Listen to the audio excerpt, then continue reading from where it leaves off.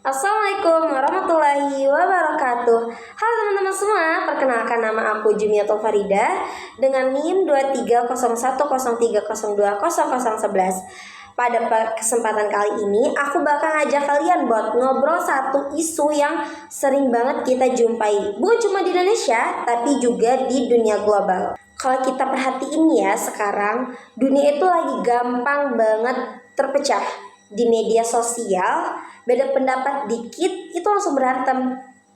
Beda pilihan, beda mazhab, beda pandangan keagamaan, kadang malah jadi alasan buat saling nyerang, saling ngejudge, bahkan saling membenci. Fenomena ini itu bukan cuma terjadi di Indonesia loh, tapi juga secara global. Konflik atas nama agama, identitas, dan juga kelompok itu makin sering muncul. Padahal katanya sih dunia makin maju, tapi kok rasa toleransi makin tipis ya? Nah, dari itu muncul nih satu pertanyaan. Gimana sih Al-Quran itu khususnya lewat tafsir Nusantara merespon fenomena global seperti ini? Apakah Al-Quran cuma bicara soal ibadah ritual aja, atau ternyata juga kasih solusi buat masalah sosial kayak gini? Nah, jawabannya ada dalam Quran surah Al-Hujurat ayat 10. A'udzu billahi minasyaitonir rajim. Bismillahirrahmanirrahim. Innamal mu'minuna ikhwatun fa aslihu baina akhawaykum wattaqullaha la'allakum turhamun. Shadaqallahul azim. Yang artinya, sesungguhnya orang-orang mukmin itu bersaudara. Karena itu, damaikanlah antara kedua saudaramu dan bertakwalah kepada Allah agar kamu mendapat rahmat. Dalam tafsir Al-Azhar, Buya Hamka menjelaskan bahwa persaudaraan dalam Islam itu bukan sekedar slogan, tapi harus kelihatan dalam sikap sosial. Menurut Buya Hamka, iman itu tidak cukup diucapkan, tapi harus tercermin dalam perilaku.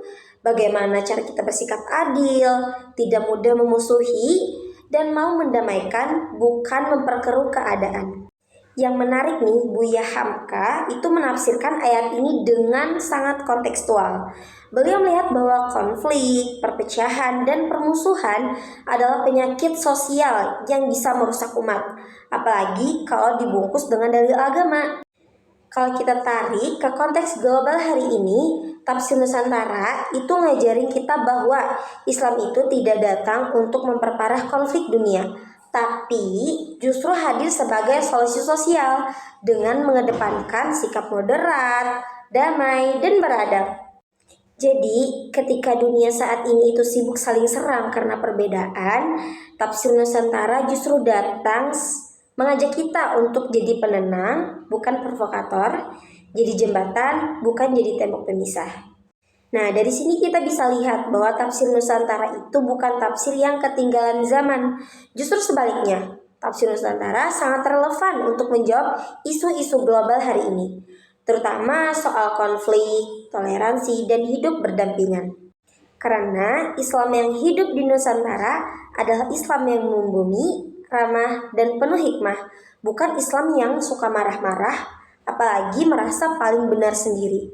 Meskipun kita semua tidak sama, tidak semua harus sama, dan mungkin kita tidak sama dalam beberapa perkara, tapi bukan berarti kita tidak saling mendoakan antara satu dengan yang lain.